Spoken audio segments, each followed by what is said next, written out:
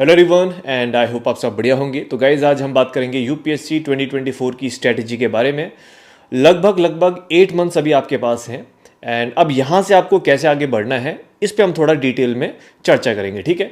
तो मैं आपको बहुत सारे की पॉइंट्स यहाँ पे डिस्कस करूंगा जो कि आपकी प्रिपरेशन में आपको बहुत मदद करेंगे। और ये वीडियो स्पेशली उन लोगों के लिए है जो कि जस्ट अभी जिन्होंने प्रिपरेशन स्टार्ट करी है या जो जस्ट अभी सोच रहे हैं कि यार 8 महीने में क्या हम एग्ज़ाम निकाल सकते हैं।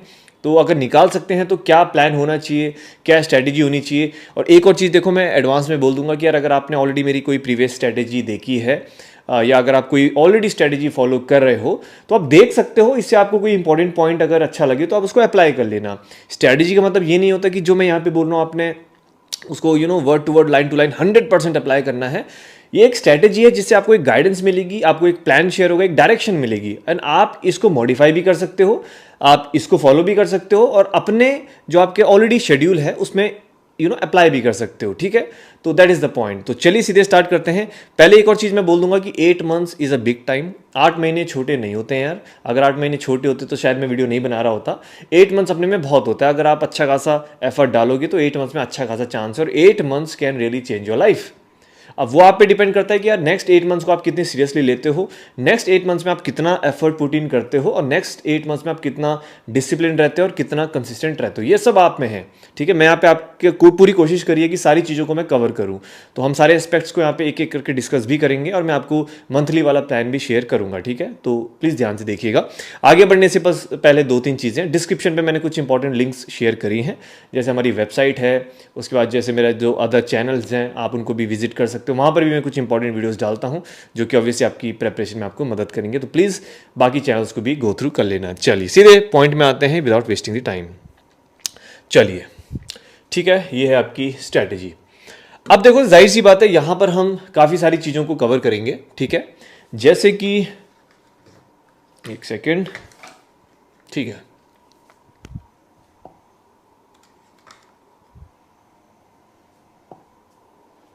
ठीक है। तो यहां पर हम काफ़ी सारी चीज़ों को कवर करेंगे, जैसे कि जनरल स्टडीज़ के जो सब्जेक्ट्स हैं। तो आपको पता है बहुत सारे सब्जेक्ट्स होते हैं जीएस में। पॉलिटी है, इकोनॉमिक्स है, हिस्ट्री, ज्योग्राफी और उसके बाद आपके कुछ मेंस के सब्जेक्ट्स आते हैं जो स्पेसिफिकली मेंस में पूछे जाते हैं, प्रीलिम्स में नहीं, उनके बारे में भी हम बात करेंगे। फिर आता है करंट अफेयर्स, जिसके बारे में काफ़ी सारे लोग परेशान रहते हैं, क्या सोर्सेज होने चाहिए, ऑप्शनल को कैसे टैकल करना है। ये सबसे बड़ा चैलेंज है क्योंकि भाई मेक और ब्रेक है आपकी प्रिपरेशन का, तो इसको भी अच्छे से कवर करना है। उसके बाद टेस्ट या फिर प्रैक्टिस जो आप बोल लीजिए, रिवीजन और आंसर राइटिंग, तो इनको कैसे आपने अपने 8 मंथ्स के शेड्यूल में फिट इन करना है, तो इसके बारे में बात करूंगा and that will be helpful to you, ठीक है। चलिए अगेन आगे बढ़ते हैं। अब यहाँ पे है देखो मंथली प्लान। मैंने यहाँ पे आपको मंथ बाय मंथ थोड़ा समझाना चाहूँगा दरअसल स्ट्रक्चरिंग क्या है मेरे पूरे प्लान की। देखो यार, ये प्लान चलेगा आपका, अभी मैं ये मान के चलूंगा कि 8 मंथ्स है हमारे पास, ठीक है। यानी कि आप अक्टूबर से पढ़ाई स्टार्ट करोगे तो अक्टूबर टू मार्च, यानी कि जो 6 मंथ्स हैं यहाँ पर मैंने अपना सिलेबस, हमने कोशिश करी कि हम अपने सिलेबस को कवर करेंगे जितना कवर कर सकते हैं। जो लास्ट के 2 मंथ्स होंगे अप्रैल और मई, वो देखो हमने क्लियर कट रिवीजन के लिए रखा है, यानी फिल्म्स फोकस्ड। ये जो नेक्स्ट 6 मंथ्स होंगे यहाँ पे फिल्म्स और मेंस दोनों क्या आप इंटीग्रेटेड प्रिपरेशन करोगे, ठीक है। चलिए अब यहाँ पे बात आती है अक्टूबर, नवंबर, दिसंबर, जैन, फेब, मार्च, आपके पास 6 मंथ्स है। मैंने बहुत सिंपल प्लान रखा है, कुछ कॉम्प्लिकेशंस नहीं रखी हैं। मैंने क्या किया है कि जो हमारे कोर सब्जेक्ट्स हैं, 4 हमारे कोर सब्जेक्ट्स हैं जो कि आपका स्ट्रॉन्ग फाउंडेशन क्रिएट करेंगे, मतलब बनाएंगे। तो एक आपका पॉलिटी है, इकोनॉमिक्स है, हिस्ट्री और ज्योग्राफी है। इसके बाद जो सेकेंडरी इंपॉर्टेंट सब्जेक्ट्स होते हैं जैसे कि साइंस एंड टेक और एनवायरनमेंट, ठीक है। और उसके बाद फिर मेंस के सब्जेक्ट्स आते हैं जिसमें कि एथिक्स सबसे ज़्यादा इंपॉर्टेंट होता है क्योंकि पूरा पेपर आपका 250 मार्क्स का एथिक्स पे ही आता है, ठीक है। तो मैंने क्या किया है और आपको करना क्या है, अभी मैं यहाँ पे सिर्फ जीएस की बात कर रहा हूँ तो इसको ध्यान से सुनिएगा। अक्टूबर में आप देखो, आप कोई भी सब्जेक्ट ले सकते हो, मैं जस्ट अपने अकॉर्डिंगली यहाँ पे सब्जेक्ट्स को पुट इन कर रहा हूँ। आप ऊपर नीचे, आप अक्टूबर में अगर हिस्ट्री पढ़ना चाहते हो, ज्योग्राफी पढ़ना चाहते हो, आपकी चॉइस है, लेकिन प्रेफर यही किया जाता है कि पहले पॉलिटी पढ़े, फिर इकोनॉमिक्स पढ़े, फिर हिस्ट्री, फिर ज्योग्राफी। और ये इसी प्लान के अकॉर्डिंगली भी मैं अपने बैच में चल रहा हूँ, ठीक है। Polity, economics, history and geography, ठीक है। अब यहां पे आइडिया ये है कि अब आप बोलोगे यार एक एक महीना क्यों दिया है। 1 महीने इसलिए दिया है बिकॉज ये वो सब्जेक्ट्स होते हैं जो प्रीलिम्स में भी आते हैं और मेंस में भी आते हैं। बस फर्क इतना होता है कि प्रीलिम्स में कुछ ऐसे टॉपिक्स होते हैं जो मेंस में नहीं आते हैं, कुछ ऐसे एक्स्ट्रा टॉपिक्स ऐड हो जाते हैं जो प्रीलिम्स में नहीं आते हैं। बस ये मेन चीज़ है जिसका आपको ध्यान रखना पड़ता है, ठीक है। तो इसीलिए 1 महीना दिया जिससे कि आप इसको पूरा अच्छे से होलिस्टिकली कवर कर पाएं, not just for prelims but for mains also. अगर हम पॉलिटी की बात करते हैं, पॉलिटी एंड कॉन्स्टिट्यूशन, तो अगर आप जैसे पर्टिकुलर फेमस बुक है जैसे लक्ष्मीकांत, तो अगर आप उसको कवर करते हो तो बहुत सारी चीज़ें हैं, कुछ ऐसे टॉपिक्स हैं जो मेंस के होते हैं, मतलब हमारे सिलेबस में वो कवर नहीं होते, तो उनको अलग से आपने पढ़ना पड़ेगा, उनको अलग से कवर करना पड़ेगा, ठीक है। रिसोर्सेज बुक लिस्ट पे मैं अलग से एक और सीरीज लाऊंगा, डोंट वरी अबाउट इट। तो वहाँ से आपका ये रिसोर्सेज और बुक लिस्ट वाली पूरी टेंशन कंप्लीट हो जाएगी, क्लियर हो जाएगी, ठीक है। वर्ड्स का थोड़ा सा आज हो रहा है, काफ़ी टाइम बाद में वीडियो बना रहा हूँ, ठीक है। तो दैट इज़ द पॉइंट। तो ये हमारे कोर्स सब्जेक्ट्स के लिए है। अक्टूबर में आपने एक सब्जेक्ट पकड़ना है, उसको अच्छे से पढ़ना है, ठीक है। अब ये जो आपके पास सितंबर का जो महीना है, ये जो आपके पास कुछ दिन बचे हैं, तो आप इसमें अपने रिसोर्सेज को फाइनलाइज कर सकते हो, अपनी प्लानिंग कर सकते हो, शेड्यूल बना सकते हो, बहुत कुछ चीज़ें कर सकते हो आप, है ना। तो अब पॉलिटी के लिए आपने पूरा एक स्ट्रक्चर रेडी कर दिया कि भाई महीने भर का मेरा प्लान है एंड इतना मैं बेसिक बुक्स पढ़ूंगा, उसके बाद मैं एडवांस में जंप करूंगा, ये मेंस के टॉपिक्स में यहाँ से कवर करूंगा, और उसके बाद पॉलिटी को आपने टाइम देना है। 1 महीना आपने अक्टूबर को दिया पॉलिटी, नवंबर को दिया इकोनॉमिक्स, दिसंबर को दिया हिस्ट्री, जैन को दिया ज्योग्राफी, 4 कोर्स सब्जेक्ट्स, ठीक है। साथ में देखो, अब आप बोलोगे साथ में कुछ और पढ़ना है, नीड नहीं है, क्योंकि मैं यहाँ पे बोल रहा हूँ polity means covering prelims plus mains, इस चीज़ को ध्यान रखिए, ठीक है। ये जो आपकी जो पढ़ाई है ये होगी प्री प्लस मेंस, तो 1 महीना देखो बनता है, ठीक है। पॉलिटी से 8-9 क्वेश्चन आ जाते हैं मेंस में, 20 में से। इकोनॉमिक्स में भी आपके 7-8 क्वेश्चन आ जाते हैं मेंस में।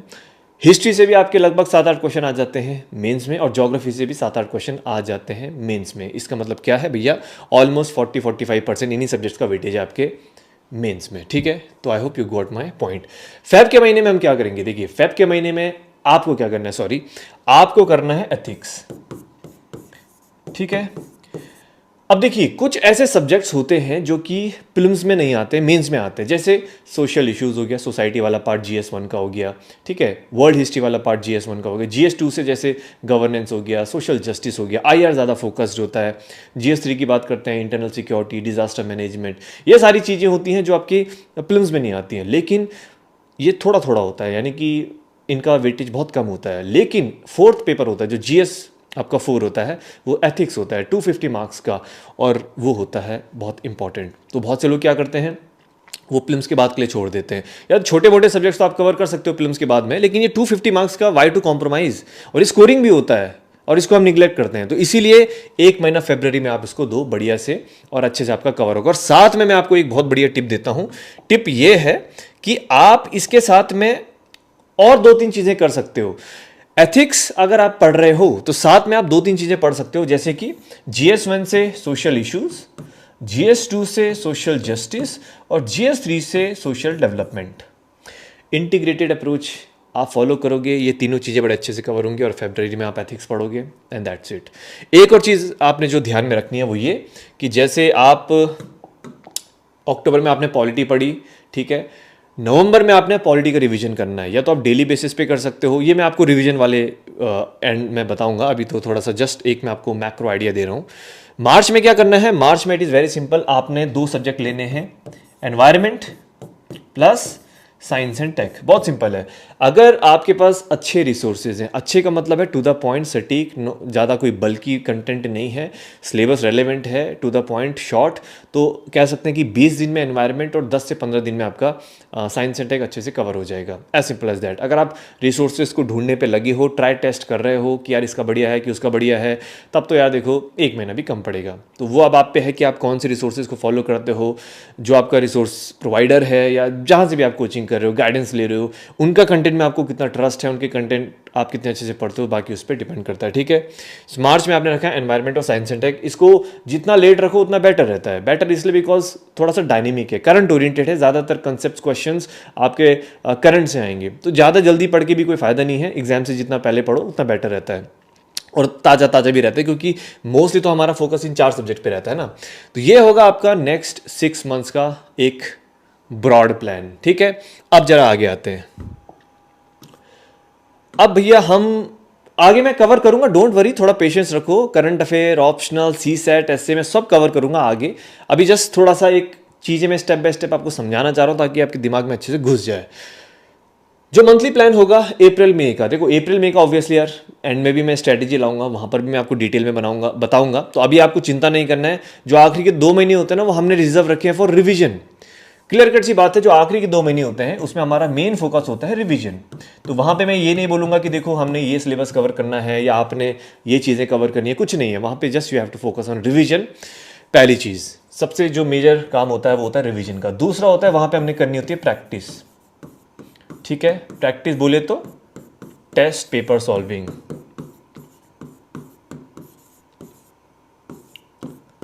ठीक है, टेस्ट पेपर्स को वहां पे सॉल्व करना होता है, थोड़े पीवाईक्यू के क्वेश्चन से प्रैक्टिस करनी होती है। और जो थर्ड हमने मेजर काम करना होता है वो होता है फोकस ऑन इंपॉर्टेंट टॉपिक्स। जो इंपॉर्टेंट टॉपिक्स है उन पे हमको ज्यादा फोकस करना है। ये यहां पे किया जाता है। बहुत से लोग क्या करते हैं, स्टार्टिंग में इंपॉर्टेंट टॉपिक्स को पढ़ के जाते हैं, दैट्स इट। ऐसा आपने नहीं करना है। आपने इंपॉर्टेंट टॉपिक्स पे फोकस करना है, ठीक है, और उनको थोड़ा डीप में आपने रिवाइज करना है, दैट्स इट। तो एंड में हमारा ये एक अप्रोच होती है। जो हमारे वीक पॉइंट्स होते हैं हम उन पे भी थोड़ा काम करते हैं कि भाई ठीक है, एग्जाम में हमको दिक्कत ना आए। तो एक ये चीज़ होती है जो आखिरी के 2 महीनों में की जाती है। तो अभी उसके बारे में बहुत ज़्यादा डीप में नहीं जाऊंगा, क्योंकि उसका भी आखिरी के 2 मंथ्स का भी प्लान होता है कि भाई 2-3 रिवीजन करने हैं, पर सब्जेक्ट को कितना देना है, फिर सेकंड रिवीजन में कितना देना है, वो सारी चीज़ें। ठीक है, चलिए अब हम बात करते हैं हाउ टू कवर दीज। ये चीज़ें अब जो बच गई हैं, अब इनको कैसे कवर करें। मंथली प्लान तो मैंने आपको बता दिया, ठीक है। तो अब कैसे हम इन चीज़ों को साथ में ऐड करें। देखो बहुत सिंपल सी बात है यार। देखो करंट अफेयर्स के लिए ना जो चीज़ें इंपॉर्टेंट होती हैं, ठीक है, तो मैं ज़्यादा रिसोर्सेज ऐड नहीं करूँगा, लेकिन एक होता है आपका न्यूज़पेपर, एक होता है पीआईबी, ठीक है, एक होता है मंथली मैगजीन, और मेंस पर्सपेक्टिव से योजना प्लस कुरुक्षेत्र। लग रहा होगा आपको बहुत ज़्यादा है, बहुत ज़्यादा नहीं है। ये मेंस पर्सपेक्टिव से होता है, तो आप इसकी समरी अगर आपको मिल जाए तो आपका काम चल जाएगा। ठीक है, बहुत सारे इंस्टीट्यूट्स हैं, ठीक है, जो इसकी समरी प्रोवाइड करते हैं। समरी पढ़ लो, जो की पॉइंट्स हैं 2000 सफिशिएंट, उससे काम चल जाएगा। ठीक है, पीआईबी और न्यूज़पेपर, अब ये डिपेंड करेगा कि आप कौन सी मंथली मैगजीन फॉलो कर रहे हो और वो मंथली मैगजीन आपको क्या प्रोवाइड कर रही है। बहुत सारे ऐसे मंथली मैगजीन्स होती हैं जो पीआईबी और न्यूज़पेपर का जो भी क्रक्स होता है उसको इंक्लूडेड रखती हैं अपनी मैगजीन्स में, तो आपको ज़्यादा यहाँ दिक्कत नहीं आएगी। न्यूज़पेपर में कहता हूँ यार, देखो मिनिमम 30 मिनट से लेके 45 मिनट्स एटलीस्ट आप अगर पढ़ोगे तो आपका ही फायदा होगा। ऐसा नहीं है कि न्यूज़पेपर नहीं पढ़ोगे तो सिलेक्शन नहीं होगा, सिलेक्शन तो तब भी होगा, लेकिन again it will add value to your preparation. Simple सी बात है। पीआईबी ऐसा कोई आपको खुद से करने की जरूरत नहीं है। आप अगेन जो अच्छा कोई इंस्टीट्यूट समरी प्रोवाइड कर रहा है, समरी आप पढ़ सकते हो खुद। यार इतनी सारी चीजें सर्च करके पढ़ोगे, it will waste your time. It is very simple. Yojana Kurukshetra का कोई एक समरी पकड़ लो, अच्छे से काम चल जाएगा। 15-20 पन्नों की समरी होगी, दोनों की मिला के। मंथली मैगजीन एक हैवी आपका करंट अफेयर रहेगा। तो कुल मिला के बात क्या है, जो हमारी मंथली मैगजीन है वो थोड़ा टाइम लेगी, क्योंकि अगर डेली बेसिस पे आप 30 मिनट्स न्यूज़पेपर को देते हो एंड जो समरी है 20 पेजेस है, इनको तो यार देखो एक एक पन्ना भी पढ़ोगे वैसे ही कंप्लीट हो जाएगा। बट अगर वीकली बेस पे पढ़ते हो काम चल जाएगा। तो मंथली मैगजीन आप थोड़ा सा डेली बेसिस पे 45 मिनट्स दे सकते हो। तो कह सकते हैं 1-1.5 घंटा यानी 1 आवर 30 मिनट्स आपको डेली बेसिस पे चाहिए होंगे to cover the current affairs, जो कि ज़्यादा नहीं है। अप्रोच बहुत सिंपल होनी चाहिए, resources has to be crystal clear. ठीक है, तो ये आप डेली बेसिस पे इंक्लूड करोगे, नो डाउट। ठीक है, तो उतना आई डोंट थिंक सो कि ज़्यादा हेक्टिक होगा। यहाँ पे ऑप्शनल की मैं बात करता हूँ। देखो एक मैं जनरल आपको आइडिया दूँ तो ऑप्शनल को कवर करने के लिए लगभग 5-6 मंथ्स लगते हैं if you are studying it around 5-6 days per week. अगर आप हफ्ते में 5 दिन ऑप्शनल पढ़ते हो, 5 या 6 दिन, तो आपको कम से कम 4 महीने और मैक्स टू मैक्स 6-7 महीने लग सकते हैं, डिपेंडिंग कौन सा आपका ऑप्शनल है।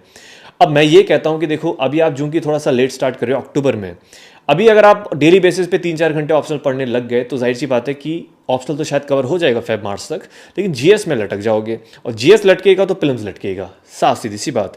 ऑप्शनल को उतना ही टाइम देना है जिससे कि आप एक सेफ जोन पे रहें।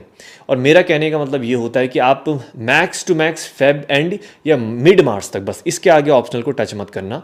जितना कवर कर सकते हो करो। और कितना देना है, देखो मेरी रिकमेंडेशन ये रहती है 5 डेज ऑप्शनल को पढ़िए, मैक्सिमम बोल रहा हूँ।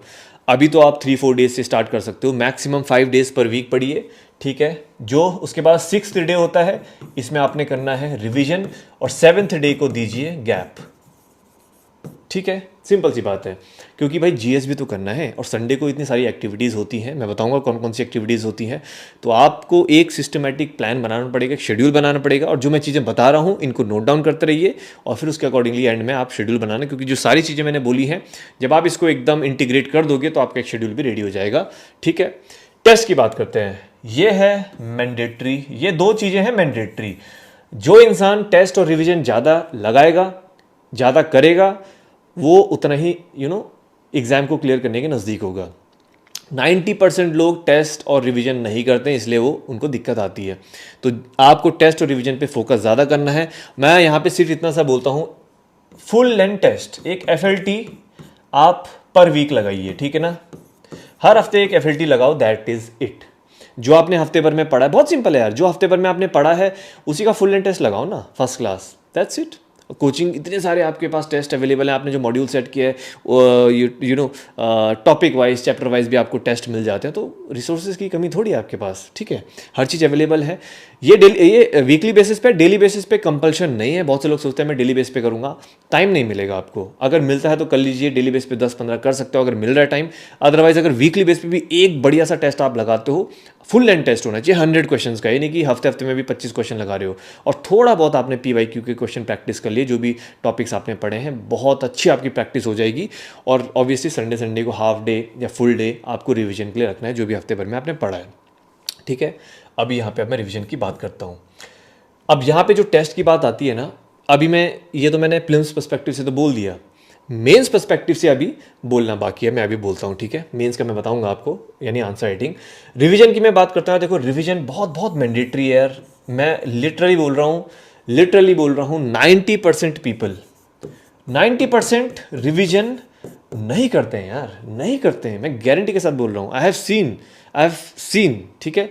तो अगर आप रिवीजन नहीं कर रहे हो तो आप यार, सिंपल सी बात है, आप आगे जा रहे हो और पीछे का पूरा भूल रहे हो, क्या फ़ायदा यार, समझ रहे हो।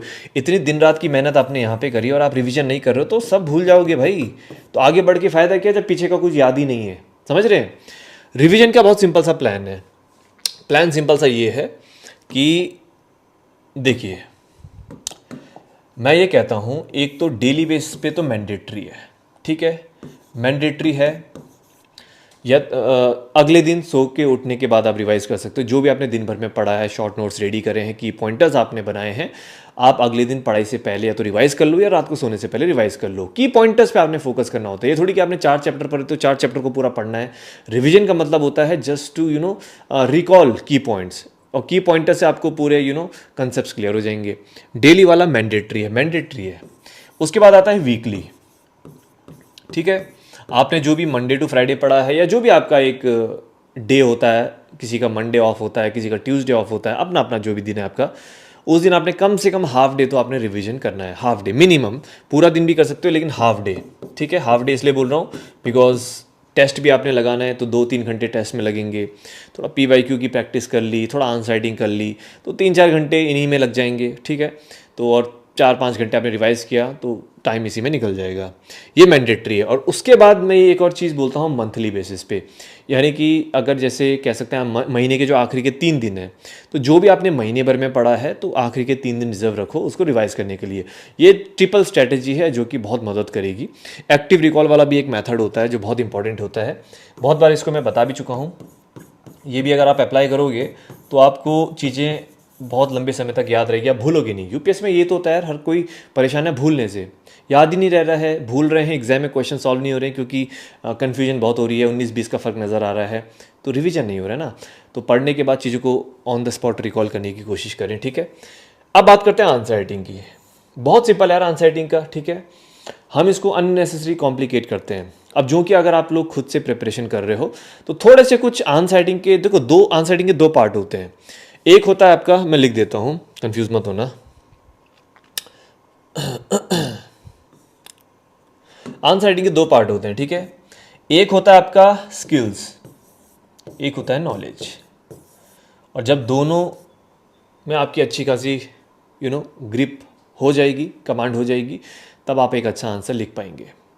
ये तो चल ही रहा है प्रोसेस, ये थोड़ा लॉन्ग प्रोसेस है, चल रहा है, ठीक है। नॉलेज आप गेन कर रहे हैं, लेकिन बहुत सारे लोग गलती करते हैं यहाँ पर, वो अपनी स्किल्स को इम्प्रूव नहीं करते हैं। स्किल्स कब इम्प्रूव होंगी आपकी? वो तरीका क्या होता है आंसर लिखने का, स्ट्रक्चरिंग कैसे करनी है, क्वेश्चन का कीवर्ड को हमने कैसे फिगर आउट करना है, कीवर्ड के डायमेंशंस कौन कौन से क्वेश्चन में पूछे गए हैं। कुछ हिडन डायमेंशन होते हैं, कुछ ऐसे डायमेंशन होते हैं जो मेंशन नहीं होते, लेकिन उनको भी हमको आंसर में लिखना होता है।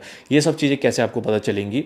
अगर आप सेल्फ स्टडी कर रहे हैं, अगर ठीक है, अगर कोचिंग वो सब है तो वो तो आपको उनकी रिस्पॉन्सिबिलिटी है बताना। लेकिन अगर खुद से आप कर रहे हैं तो खुद से आप क्या कर सकते हैं, जैसे टॉपर्स के आंसर शीट आप देख सकते हो, यूट्यूब पे कुछ लेक्चर्स हैं, वहाँ पे आपको हेल्प मिल जाएगी। मैंने भी आंसर राइटिंग पे एक वीडियो बना रखा है, तो उससे भी आपको काफ़ी हेल्प मिल जाएगी।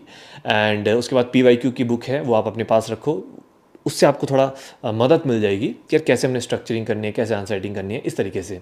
ठीक है, इसके लिए रेगुलर बेसिस पे आप इसको गो थ्रू करना।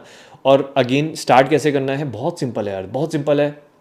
वीकली बेस पे जो आप पढ़ते हो उन्हीं क्वेश्चंस पे आंसर राइटिंग करो, और वो क्वेश्चंस पिक करो जिनके आंसर्स आपके पास अवेलेबल है।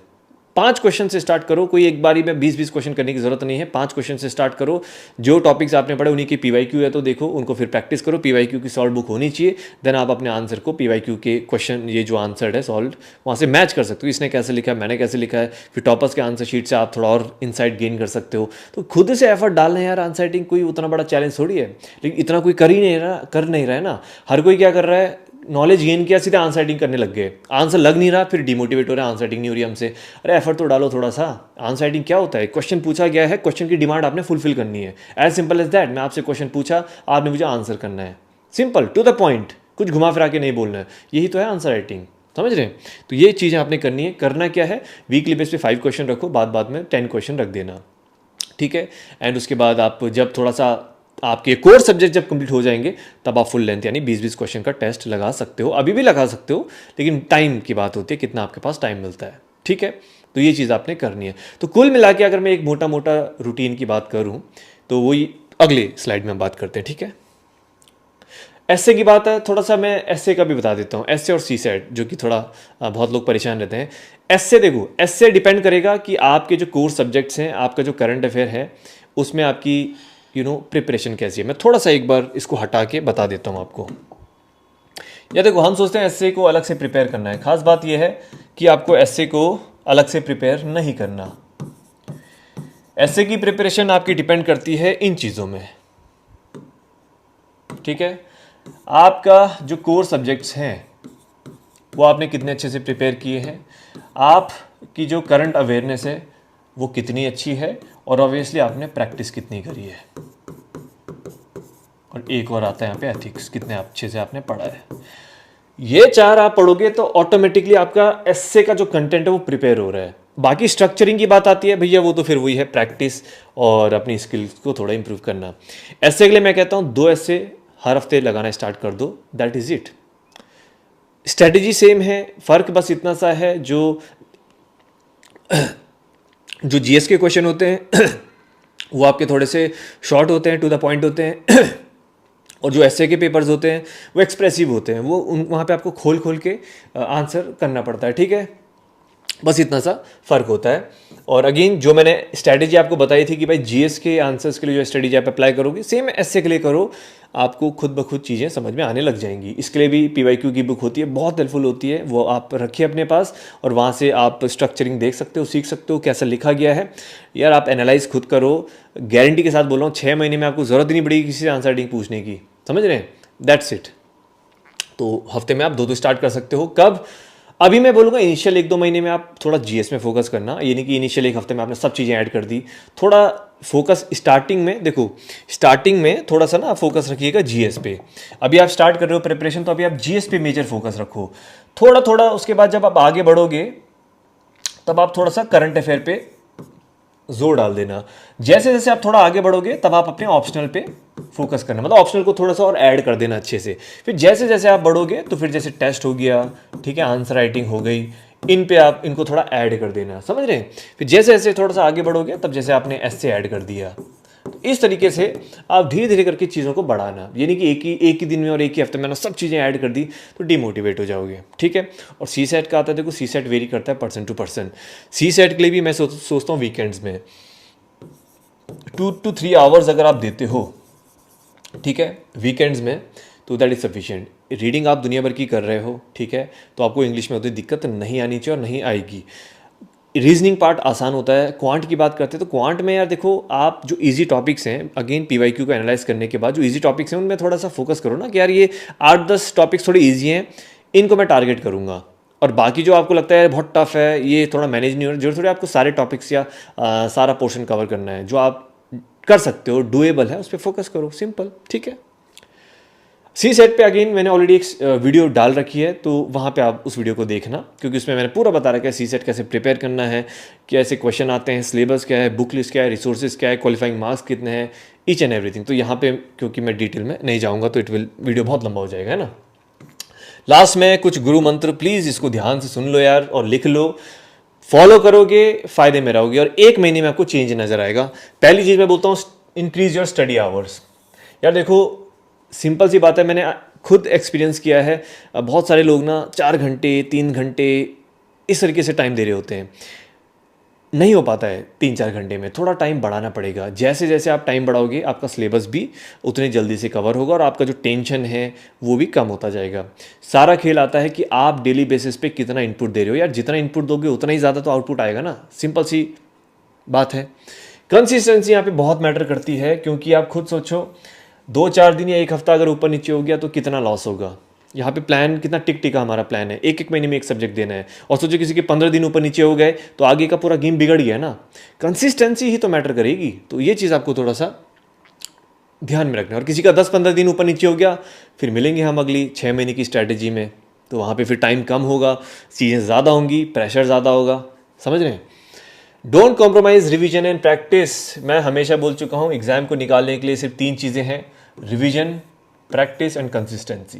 ये 3 चीज़ों के साथ कॉम्प्रोमाइज़ मत करना, और मैं गारंटी के साथ बोल रहा हूँ, जो इंसान इन 3 चीज़ों को ज़्यादा करता है उसी को सक्सेस मिलती है, सिंपल सी बात है, ठीक है। Minimise social media usage. शायद आप लोग नहीं मानोगे, ठीक है, क्योंकि मन तो करता ही है ना एंटरटेनमेंट के लिए, लेकिन trust me, this is only playing with your mind. और अगर आप सच में आगे बढ़ना चाहते हो, ठीक है, तो दूसरों को देखना छोड़ दो, ठीक है, और खुद ऐसे काम करो कि लोग आपको देखें सोशल मीडिया पे, समझ रहे हैं। तो that is what I feel. तो सोशल मीडिया में टाइम कम कर दो। आई एम नॉट सेइंग, मैंने यहाँ पे ये नहीं बोला कि डिलीट कर दो, यार थोड़ा सा मुश्किल होता है, अंडरस्टैंड, लेकिन मिनिमाइज कर दो। मेरा ये मानना है कि 2 आवर से ज़्यादा बिल्कुल मत दो। आप ऐसे तो बहुत होंगे जो, जाहिर सी बात है, 1 घंटा भी नहीं देते होंगे, और बहुत से लोग हैं जो इंस्टाग्राम, ये वो ट्विटर, व्हाट्सएप बहुत कम करते हैं, लेकिन बहुत सारे हैं जो 4-4 घंटे ज़्यादा देते हैं, स्क्रॉलिंग करते हैं। कभी इसका मॉक इंटरव्यू देख लिया अपने आप को पैसिफाई करने के लिए कि यार मैं भी यूपीएससी प्रिपरेशन ही कर रहा हूँ, मॉक इंटरव्यू देख लेता हूँ और ये देख लेता हूँ, वो देख लेता हूँ। नहीं होता है ऐसे यार। प्रिपरेशन होगी, जो ऊपर बताया रखे हैं सब्जेक्ट्स उनको पढ़ना है, वीकली बेस पे जो प्लान दे रखा है उसको फॉलो करना है, तभी आपकी प्रिपरेशन होगी। वरना यूट्यूब पे तो दुनिया भर की वीडियोज़ हैं, हज़ारों वीडियोज़ हैं, कितने देखोगे और कितना मोटिवेट हो जाओगे एक दिन में। इन दी एंड तो एग्ज़ाम तभी निकलेगा ना जब सिलेबस आप कवर करोगे। तो थोड़ा सा मिनिमाइज कर दो जितना कर सकते हो, जो काम की चीज़ें उन पे ही फोकस करो, दैट्स इट। और लास्ट में आता है give time to yourself also. यार हम क्या करते हैं, ज़्यादा टाइम हम सोशल मीडिया में दे रहे हैं, अपने आप को नहीं दे रहे हैं। मैंडेटरी है, प्लीज़ फिजिकल हेल्थ पे फोकस करो, थोड़ी फिटनेस पे फोकस करो, ईट क्लीन, भाई अच्छा खाओ, तभी आपका ब्रेन थोड़ा शार्प रहेगा। और थोड़ा सा मेडिटेशन ऐड कर दो और थोड़ी स्पिरिचुअल बुक्स को पढ़ना स्टार्ट कर दो। ये 4-5 चीज़ें ऐड कर दो और देखो लाइफ विल चेंज ड्रास्टिकली, आपको ड्रास्टिक चेंज नज़र आएंगे, ठीक है। और लास्ट में मैं बस इतना बोलूँगा, remember these 8 months can change your life, यानी कि these 8 months have the potential to change your life. और हाँ, ये मेरी वेबसाइट है, लास्ट तक बहुत कम ही लोग आते हैं जो देखते हैं, तो मेरी वेबसाइट है, तो विजिट करिएगा, ध्यान में रखिएगा। अभी बहुत टाइम से बिजी था, अपडेट नहीं कर पाया, नया कंटेंट नहीं डाल पाया, लेकिन डालूंगा, इसमें बहुत चीज़ें ऐड करूंगा, ठीक है। और लास्ट तक अगर आपने देखा है तो thank you so much, and again heart दे दीजिएगा जिसने एंड तक देखा है। एंड बाकी that's all from today's session, ठीक है। Thank you so much and see you guys.